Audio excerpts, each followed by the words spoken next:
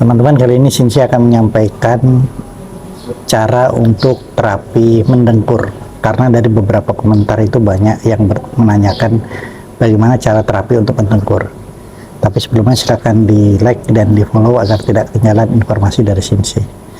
Teman-teman, salah satu cara untuk terapi mengurangi dengkur atau bahkan menghilangkan dengkur adalah dengan cara menstimulasi titik ini ya, dengan cara ini teman, dengan cara menekan. Lakukan selama 4 menit, 3-4 menit setiap hari. Sebelum tidur lebih bagus ya. Nah, lakukan teknik ini untuk terapi mendengkur ya. Silahkan di share bila bermanfaat. Bismillah, semoga berkah.